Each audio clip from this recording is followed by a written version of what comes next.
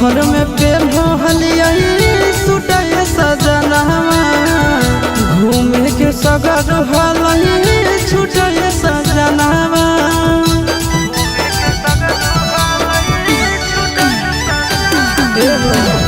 नैहर में पेन्हलिया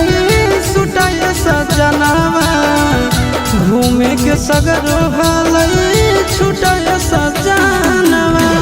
निकलो नहीं आइला जे घर से बाहर कहत कि ससुर भई सुरावा हर गिरे गिरे जाए पियावा माथावा से चढ़ावा हर गिरे गिरे जाए हो पियावा माथावा से चढ़ावा।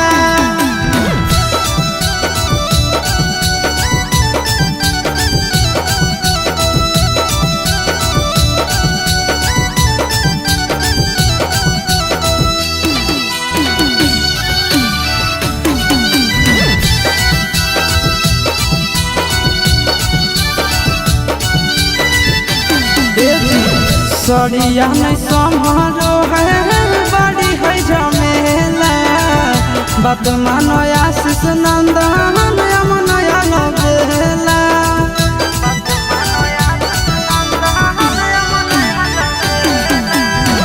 सड़िया नहीं संभरो है बड़ी है झमेला बात मानो आशीष नंदन